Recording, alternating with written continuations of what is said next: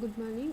This is Jyoti from Prasit College. I am doing a seminar about parallel processing and solutions to the parallel process programming problems. Here, uh,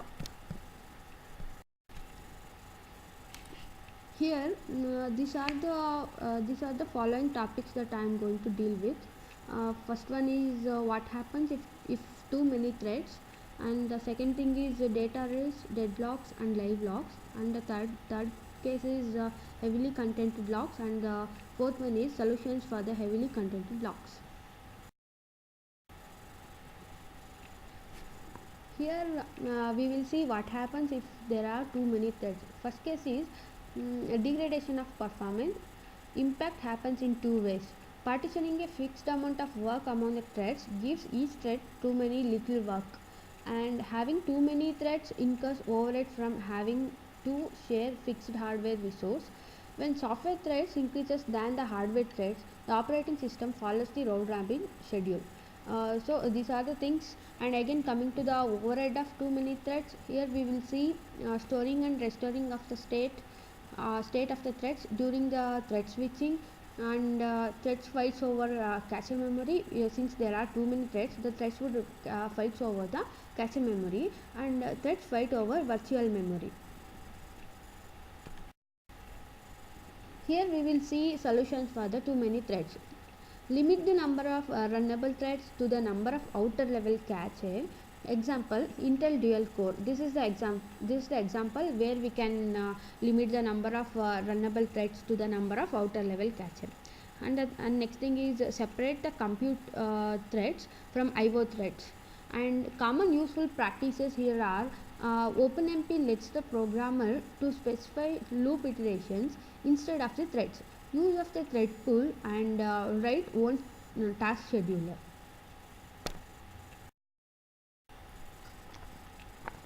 Here we will see how data race conditions occurs. Unsynchronized access to the shared memory can introduce the race condition, where the program result depend upon non-deterministically on the relative timings of the two or more threads. And data race condition can arise not only from the unsynchronized access to the shared memory, but also from the unsynchronized access that was synchronized at the too low level. Here in this slide we can observe that the figure update the update the operations such as uh, plus c is equal to r. Normally just shorthand for temp is equal to x, and x is equal to temp plus 1, and hence can result in interleaving. Sometimes the shared location is accessed by the different expressions. Sometimes the shared location is hidden by function call. Even if each thread uses a single instruction to fetch and update the location, there could be interleaving, because the hardware might break and the instruction into the interleaved reads and writes. And Intel Thread Checker is a powerful tool for detecting potential race condition. It can see past all the vertices of conflage, and because it deals in terms of actual memory location and not their names or address expressions.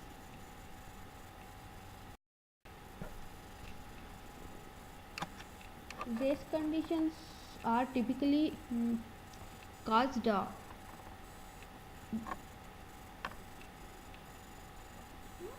these conditions are typically cured by adding a lock that protects the invariant that might otherwise be violated by interleaving the operations. Here in this example we can see the thread 1 is holding the object 1 and the thread 2 is holding the object 2, but the thread 1 wants to acquire the object 2 which is already holded by thread 2, and thread 2 wants to acquire the object 1 which is already holded by the thread 1. So in this case the deadlock will arises. The deadlock can occur only if the following four conditions holds true.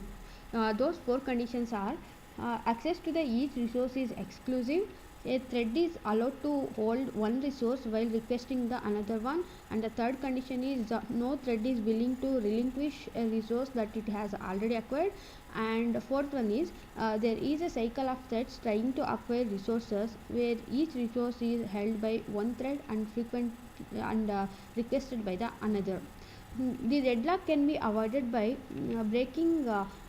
breaking array one of these conditions, any one of these conditions. And often the best way to avoid deadlock is to replicate the resource that requires exclusive access, so that each thread can have its own private copy. Each thread can access its own private copy without needing a lock. The copies can be merged into the single shared copy of the resource at the end if necessary. Uh, by eliminating the locking, replication avoids deadlocks and has the further benefit of possibly improving the scalability, because the lock that was removed might have been a source of contention. And the uh, replication cannot be done, that is, in such cases where there are really must be only a single copy of resource. A common wisdom is to always acquire the resource in the same order. Consistently ordering acquisition prevents deadlock cycles.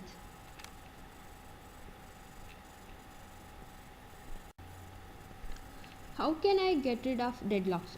So for this one, the ordering rules that most convenient depends upon the specific situation. If the locks all have associated names, even something as simple as alphabetical order works.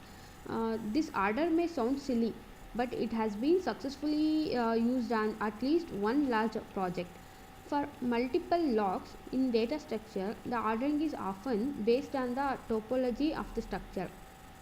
In a linked list, for instance, the agreed upon order might be uh, to lock items in order they appear in the list. In a tree structure, the order might be a pre-order traversal of the tree. Somewhat similarly, components often have a nested structure where bigger components are built from the smaller components. For components nested that way, the common order is to acquire the locks in order from the outside to the inside. If there are no obvious ordering of the locks, the solution is to sort the locks by address. This approach requires that a thread know all the locks that it needs to acquire before it acquires any of them. For instance, perhaps a thread needs to swap two containers pointed by the pointer x and y, and each container is protected by a lock. The thread could be compared x less than or equal to x less than y to determine which container comes first. The acquire the lock on first container before acquiring a lock on the second container. This figure by we can see this by referring to the figure, referring to the program which we have given in this slide. Now in this slide we will see what is heavily contented locks and how it is. Here, the proper use of locks to avoid race conditions can invite performance problems if the lock becomes highly contented. The lock becomes like a toll gate on highway.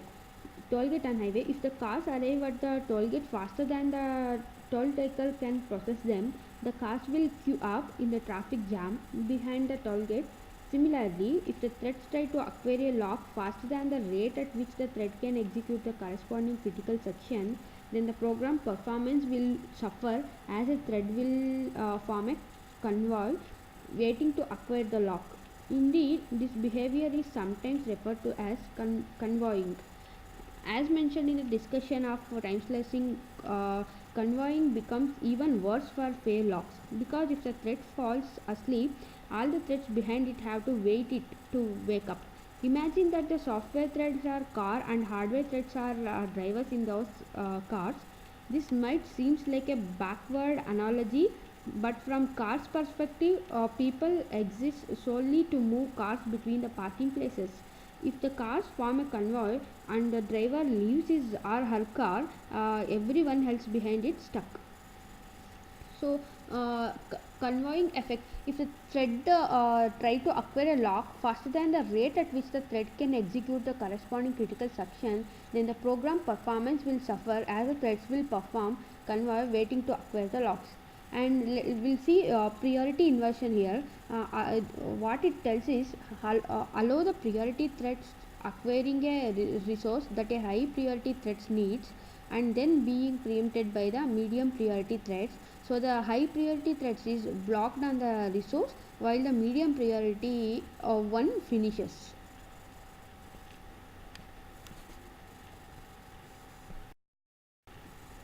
Now in this slide, let's see priority inheritance. When a high priority thread needs to acquire a lock held by the lower priority thread, the scheduler bumps up the priority of the blocked thread until the lock is released. And priority ceiling is when the thread acquires that mutex, its priority is immediately bumped up the ceiling value for the duration that it holds the mutex.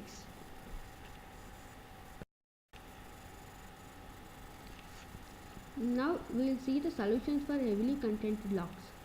Here, upon encountering a heavily contented lock, the first reaction of many programmers is, I need faster lock. Indeed, some implementations of locks are slow and faster locks are possible. However, no lock, no matter how fast the lock is, it must inherently serialize the threads. A faster lock can thus help performance by constant factor, but will never improve scalability. To improve scalability, either eliminates the lock or spread out the contention. The earlier discussion of deadlock mentioned in this technique of eliminating the lock by replacing the resource, that is certainly the method of choice to eliminate the lock contention if it is workable. For example, consider the contention of a counter of events. If the thread can have its own private counter, then no lock is necessary. If the total count is required, the count can be summed up after all threads are done counting. If the lock on the resource cannot be eliminated, consider the partitioning of the resource. And here using a separate lock to protect each partition. We make use of a separate lock to protect each of the partition. The partitioning can spread out contention among the locks. For example, consider a hash table implementation where multiple threads might try to do insertion at a time at the same time. A simple approach to avoid race condition is to use single lock to protect the entire table. The lock always only one thread into the lock allows only one thread into the table at a time. The drawback of this approach is that all the threads must contend for the same lock, which could become serial bottleneck. An alternative approach to this is to create an array of subtables, each with its own lock.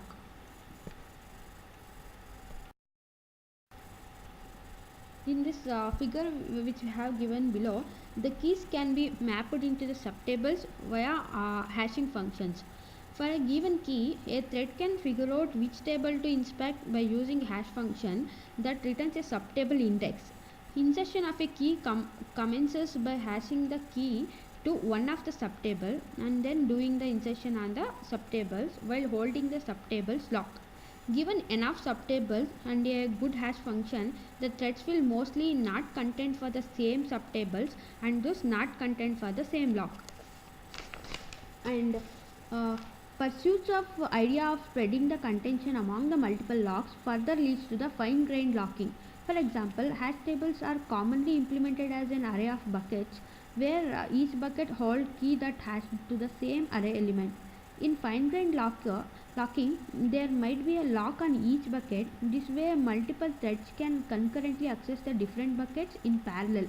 This is straightforward to implement if the number of buckets is fixed. If the number of buckets has to be grown, then the problem becomes more complicated, because resizing the array may require excluding all but the thread doing the resizing. A thread writer lock helps solve this problem, as well as will explain shortly. Another pitfall is that if the buckets are very small, the space overhead of the lock may dominate. If the data structure is frequently read but infrequently written, then a read-write locker may help deal with the contention. A read-write lock distinguishes readers from the writers. Multiple readers can acquire the lock at the same time, but only one writer can acquire it at a time. The readers cannot acquire the lock while a writer holds it, and vice versa. Thus, readers contain the only writers.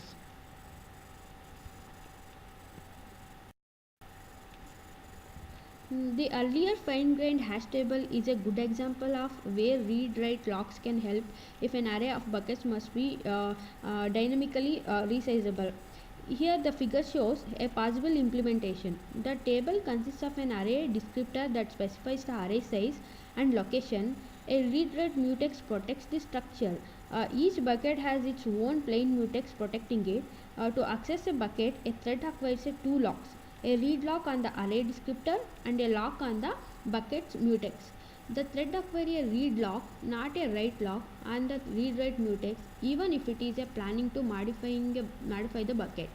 Because the read write mutex protects the array descriptor, not the bucket. If the thread needs to resize the array, it requires a write lock on the read write mutex. Once granted, the thread can safely modify the array descriptor without introducing a race condition. The overall advantage is that during times when the array is not being resized, the multiple threads access different buckets can proceed concurrently. This principal disadvantage here is that a thread must obtain two locks instead of one. This increases in locking overhead can overcome the advantage of increasing concurrently if the table is typically not subject to contention. If write if writers are if writes are infrequent, read-write lock can greatly reduce the contention. However, read-write locks have a limitations. When the rate of incoming reader is very high, the lock implementation may suffer from memory contention problem. Thus, read-write locks can be very useful for medium contention of readers, but may not be able to fix the problem with high contention. The reliable way to deal with high contention is to rework the parallel decomposition in a way that lowers the contention.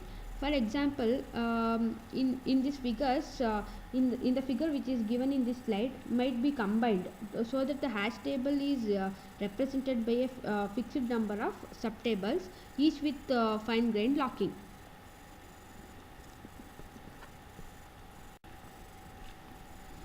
The key points here are the key to successful parallel programming is choosing a good program decomposition, match the number of runnable software threads to the available hardware threads, never hardcode the number of threads into your program, leave it as a Turing parameter. And parallel programming for the performance is about finding the zone between too little and too much synchronization.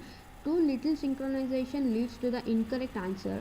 Too much synchronization leads to the slow answers. Use tools like Intel Thread Checker to detect race condition. Keep locks private. Do not hold the locks while calling another packet's code. Avoid deadlock by acquiring lock in a consistent order. Consider memory, bandwidth, and contention issues when picking a decomposition for parallel execution. Pack the data tightly to minimize the bandwidth and cache footprints, but put the data meant for the different processors and different cache lines.